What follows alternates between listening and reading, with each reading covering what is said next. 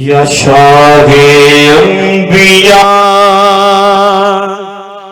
کرم فرمائیے، یا شاہ انبیاء کرم فرمائیے، بہت لاچار ہیں مدد کو آئیے، یا شاہ انبیاء کرم فرمائیے، یا شاہ انبیاء کرم فرمائیے، بہت لاچار ہیں مدد کو آئیے، تمہیں معلوم ہے آقا جو منگتی کی کہانی ہے، تمہیں معلوم ہے آقا جو منگتی کی کہانی ہے،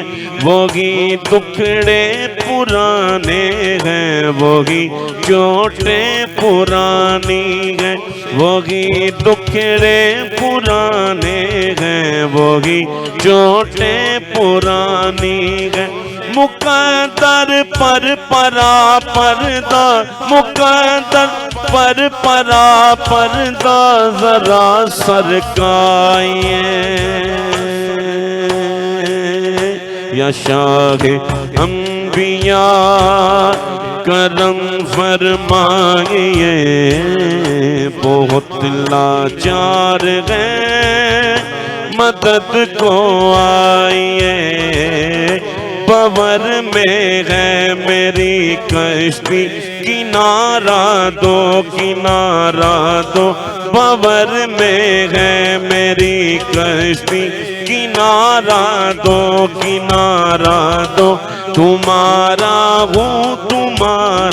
ہوں سہارا دو سہارا دو، تمہارا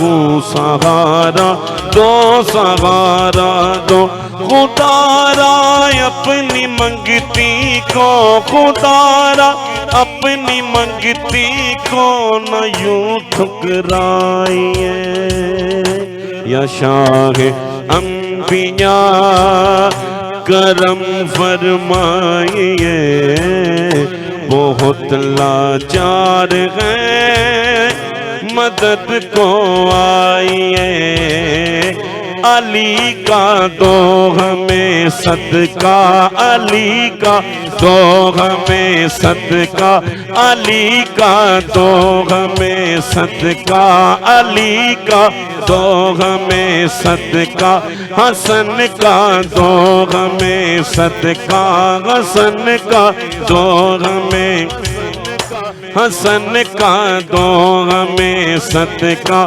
علی اصغر علی اکبر مولا سجاد کا صدقہ، علی اصغر علی اکبر مولا عباس کا صدقہ، طفیل سیدہ زہرا، طفیل سیدہ زہرا، طفیل سیدہ زہرا رحم فرمائیے، یا شاہ انبیاء کرم فرمائیے، بہت لاچار ہیں مدد کو آئیے، بریدہ بازوں والے علم بردار کا صدقہ، بریدہ بازوں والے علم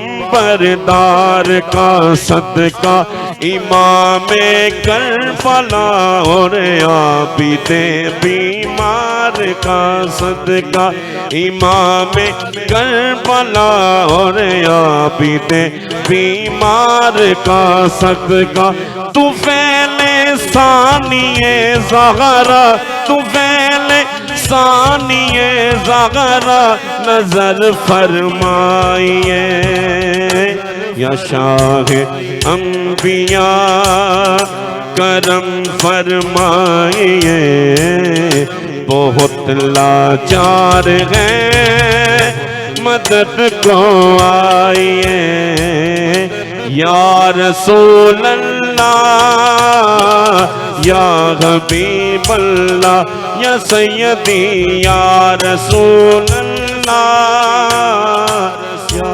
حبیب اللہ یا حبیب اللہ۔ ماشاءاللہ انتہائی خوبصورت انداز میں بھائی محسن ظہور نقشبندی صاحب، ماشاءاللہ استاد ثنا خانوں میں آپ کا شمار اسی لیے آتا ہے کہ آپ کو پتہ ہے کہ وقت کون سا ہے، کیفیت کیسی ہے، انتخاب کیسا کرنا ہے۔ سحری کے ان خوبصورت لمحات میں اتنا خوبصورت کلام، مالکوں کا ذکر، یقیناً طبیعت سب کی راضی ہو گئی۔ آج کا ہمارا موضوع بڑا خوبصورت موضوع ہے، خوبصورت اس انداز میں ہے کہ اس کو سیکھنے کی ضرورت ہے، سمجھنے کی ضرورت ہے، اور حقوق اللہ، حقوق العباد، اور اس کے بعد جو بندے فوت شدگان ہمارے ہیں ان کے ہم پہ کیا حق ہوتے ہیں، کیا حقوق ہوتے ہیں، اس پہ ہم گفتگو کریں گے۔ شاہ جی قبلہ ہمارے ساتھ موجود ہیں۔ غور صاحب قبلہ، اللہ آپ کو جزائے خیر عطا فرمائے، آپ دین کے لیے بڑا وقت نکالتے ہیں، بڑا ٹائم دیتے ہیں۔ ہم، ہماری پوری ٹیم، پورا چینل آپ کا مشکور ہے ہمیشہ سے، اللہ آپ کی خیر فرمائے۔ بسم اللہ شاہ جی قبلہ، آج کے موضوع کے حوالہ سے گفتگو کا آغاز کیجیے گا۔ بسم اللہ الرحمن الرحیم۔ بہت اہم موضوع ہے، اور رمضان المبارک میں تو اس کو اور زیادہ شدت سے ان چیزوں کو دہرایا جانا چاہیے۔ فوت شدگان جو ہمارے والدین یا برادران یا اہل ایمان، نبی کریم رؤوف الرحیم علیہ الصلوۃ والتسلیم آلہ الطاہرین کی امت مرحومہ جو ہے دنیا سے چلے گئے، اس میں ایک سکول آف تھاٹ تو کہتا ہے وہ چلے گئے، ان کا نامہ اعمال بند ہو گیا، کیونکہ ہم اس سے اگری نہیں کرتے۔ قرآن میں سورہ حشر میں خدا نے بڑی صراحت کے ساتھ کی بڑی واضح آیت ہے، ربنا اغفر لنا ولإخواننا الذین سبقونا بالایمان ولا تجعل فی قلوبنا غلا للذین آمنوا ربنا انک رؤوف الرحیم۔ یہ کس قدر جامع آیت ہے اور کتنی بڑی دعا ہے فوت شدگان کے لیے، کہ اب کوئی اگر یہ کہے کہ ان کا حصہ یا حق نہیں ہے تو یہ تو بڑی غلط بات ہے۔ قرآن نے اس کی ہمیں تعلیم فرمائی کہ کس طرح ہم نے اپنے صاحب ایمان بھائیوں کے لیے جو دنیا سے ریلت فرما گئے، اللہ کی بارگاہ میں پہنچ گئے، برزخ کے سفر میں راہی برزخ ہو گئے، ان کے لیے ہم نے کیسے دعائیں، اگر نہ پہنچتی ہوتی ابھی ہماری، تو یہ خدا قرآن میں یہ آیت نازل نہ فرماتا۔ اللہ اکبر۔ نہ مصطفیٰ کریم علیہ الصلوۃ والسلام نیمہ شعبان کی شبوں میں جا کے وہاں پہ قبرستان میں جا کے بدر و احد کے شہداء کے لیے دعائیں مانگتے، رو رو کے گڑ گڑا کے، تو یہ نہیں ہے۔ یا جنازہ کی نماز جو ہم پڑھتے ہیں، اللہم اغفر للمؤمنین والمؤمنات وربنا، جو جتنا بھی آپ جو بھی دعائیں، جتنے بھی مسنون دعائیں آپ پڑھ لیجئے، اللہم اغفر لحینا و میتنا و شاہدنا و غائبنا و صغیرنا، وہ کس کس کے لیے نہیں، وہ ذکرنا و انثانا، سب کے لیے یہ حکم ہے۔ اور ہمارا فرض، اور وہ منتظر رہتے ہیں ایک ڈوبتے ہوئے، وہ جو بندے کو تنکے کا سہارا ہوتا ہے نا، ایک اتنی سی دعا بھی پہنچ جائے، ایک پانی کا چھینٹا قبر پہ جا کے ڈال دیں، وہ بھی ان کچھ کے لیے لوگ تو اس چیز پہ بھی اعتراض کرتے ہیں کہ وہ مرنے والے کو کچھ پہنچتا نہیں ہے، جتنا مرضی یہ سال کر لیں، جو مرضی کر لیں، وہ اس چیز کے بھی منکر ہیں کہ نہیں، جو ہو ہی نہیں سکتا۔ وہ یہ بڑے مزے کی بات آپ نے چھیڑ دی، وہ یہ کہتے ہیں جی کہ اس طرح آپ روئیں گے، یہ کریں گے تو میت کو عذاب ہوگا۔ اچھا، یہ کیسا دین ہے کہ میت کو عذاب تو پہنچتا ہے، ثواب نہیں پہنچتا؟ بہت اچھا نکتہ ہے۔ آپ کہتے ہیں میت کو اللہ عذاب پہنچانے کے لیے تو تیار ہے، لیکن ثواب پہنچانے کے لیے تیار۔ بہت ہی بڑی فضول قسم کی گفتگو ہے۔ سورہ حشر کی آیت مبارکہ، نبی کریم علیہ السلام مسنون آپ کا طریقہ، جا کے جنت البقیع میں، جو یہ روایت بھی اماں عائشہ رضی اللہ تعالیٰ عنہ سے ہے کہ میں نے دیکھا حضور بستر پہ نہیں ہے، تو وہ خود فرماتی ہیں کہ مجھے یہ گمان ہوا کہ غالباً یہ کسی اور زوجہ کے پاس چلے گئے، مطلب ایک جو بتقاضا بشریت ایک خیال آیا۔ تو جب سرکار واپس آئے تو انہوں نے کہا تم نے یہ سمجھا تھا، میں تو شہدائے بدر اور احد کے لیے قبرستان میں گیا تھا، جنت البقیع میں دعائیں ان کے لیے، یہ شب میں جسے ہم شب بارات کہتے ہیں، یا آپ شب قدر کہہ لیں، اس میں بھی اختلاف ہے کہ شب بارات یہ جو ہے نا 15 شعبان نہیں ہے، یہ شب قدر کے متعلق ہی آیا، الگ سورہ دخان میں الگ سے ذکر ہے، لیکن وہ بھی بہرحال کہہ دیتے ہیں۔ لیکن दुआ नबी करीम रऊफुर रहीम अलैहिस्सलाम से भी साबित है कि गुजर रहे हैं, एक कब्र पे रुके, साहबा से कहा 2 सरसब्ज टहनियां लगाए, टहनियां लाए, टहनियां ला के वो कब्र के ऊपर लगा दी और कहा कि अब उनका अजाब रुक गया, क्योंकि सब्जा भी खुदा की तस्बीह करता है।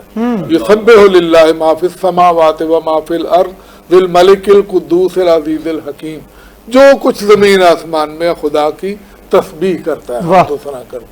अच्छा, अब वो टहनियां लगा दी सरसब्ज, इसलिए ये फूल और कब्र पे आप जाके लगाते हैं, तो उस वक्त भी, दफन के वक्त भी टहनी, ताकि वो सब्जा करे या दरख्त उगे हो तो खुदा अदाब उसकी बरकत से नहीं करता।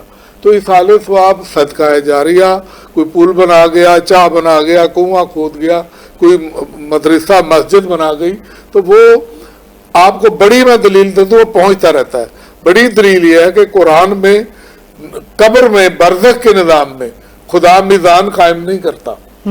अगर ये सवाब ना पहुंचता हो तो खुदा कब्र में मीज़ान खड़ा कर देता और वहीं आपके अमाल तुल के जन्नत जहन्नुम का फैसला हो जाता। वो दरवाजा खुला रहता है दुआओं का और वो सदकात का और खैरात का सवाब का पहुंचता रहता है। इसलिए खुदा मीज़ान क़यामत को कायम करेगा कि क़यामत के दिन जब तक अब सब नेकियां उसकी जमा होंगी, इस हाले सवाब जो मुनकर है ना, इस हाले सवाब का, या कब्र में या साहिबाने जो फौत शुदगान के लिए, वो खुद अपने ही पाँव पे कुल्हाड़ी मार के अपना ही हिस्सा सवाब का बंद कर रहा है। हमें कोई नुकसान नहीं है उसका, खुदा तो पहुंचा रहा है उसका सवाब। वो कोई सदका जारिया छोड़ दे। देखिए, एक शख्स के लिए हुक्म हुआ कि उसको अल्लाह ने जहन्नुम में उसके अमाल के सबब, अमाल तो हमारे ऐसे ही हैं, जब तक उसका कर्म ना हो तो बख्शिश का कहाँ सिलसिला होगा। इसलिए यही हुक्म है कि अल्लाह से रहम मांगे, अदल ना मांगे कभी गलती से, रहम मांगे खुदा से। तो वो उसका बच्चा जब पीछे था, कम से बच्चा था मासूम, वो पीछे रह गया। जब वालिदा ने भेजा कि जाओ जाके मदरसे में कुरान, जब अभी आप उससे गुफ्तगू में फरमा रहे थे कुरान के लिए, और कारी साहब तिलावत फरमा के गए, तो बच्चा गया और उसने, कारी साहब ने कहा कि पढ़ो बिस्मिल्लाहिर्रहमानिर्रहीम। हमने ये तफसीर में पढ़ा है।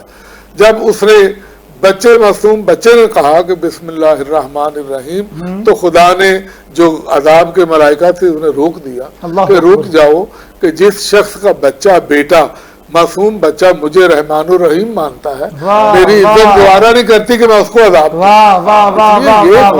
बड़ी मेहरबानियां। क्या कहना है शादी किबला, बड़ी अच्छी और बड़ी मुदल्लाना गुफ्तगू फरमाते हैं। अल्लाह रब्बुल इज़्ज़त आपकी खैर फरमाए, मालिक नज़र बद से बचाए। शादी किबला हमारे साथ मौजूद है अहमद बुखारी साहब, मिनहाज यूनिवर्सिटी के ये तालिब इल्म है और स्कॉलर हैं। शादी किबला, आज का मौजू अहम मौजू है, जिस तरह शाजी ने कहा, क्या कहना चाहेंगे? बिस्मिल्लाह। बिस्मिल्लाहिर्रहमानिर्रहीम। सबसे पहले तो मैं मोहतरम अली रज़ा मुस्तफ़ाई साहब, आपका और आपकी पूरी टीम का समीम कल्ब से शुक्रिया अदा करता हूँ कि इस वकी मौजू पर मुझ फ़कीर को लब कुशाई के लिए आपने हाज़िर होने का हुक्म दिया। किबला शाह साहब बड़ी खूबसूरत गुफ्तगू फरमा रहे थे। देखिए, सबसे पहला सवाल ये है, जो लोग एतराज़ करते हैं कि उन तक ईसाले सवाब जो आप करते हैं पहुँचता है कि नहीं, सबसे पहले तो ये उकदाल करते हैं, उसके बाद जो है हम हुकूक की तरफ जाएंगे। किबला शाह साहब ने बड़ी वजाहत के साथ बयान फरमाया। बस मैं एक चीज़ ऐड करता हूँ, मुस्नद अहमद की एक रिवायत है, इमाम अहमद इब्न हम्बल ने इसको नकल किया, हज़रत अबू सईद खुदरी रावी हैं। आप बयान करते हैं कि आका अलैहिस्सलातु वस्सलाम ने फरमाया, जब कोई बंदा अपने वालिदैन के लिए या अजीज़ व अकारिब के लिए इसाले सवाब करता है, सदका खैरात करता है, तो हज़रत जिब्रील अलैहिस्सलाम एक खूबसूरत थाल में सजाकर उसको उसके वालिदैन के पास या जिसके लिए अजीज़ व अकारिब के लिए वो इसाले सवाब कर रहे हैं, उनकी बारगाह में पहुंचा दिया जाता है। तो वो उस पर मुसर्रत का इजहार करते हैं, खुश होते हैं, और जो बाकी होते हैं उनको दिखाते हैं कि देखिए मेरे अजीज़ व अकारिब ने, मेरी औलाद ने मेरे लिए ये भेजा है, और जिनकी औलाद ये नहीं भेजती वो मायूस होते हैं। ये इस बात पर दलालत करती है आका अलैहिस्सलातु वस्सलाम का फरमान कि जो कुछ हम इस कायनात में, इस दुनिया में सदका जारिया करते हैं, खैरात करते हैं, उसका सवाब मैयत को पहुंचता है।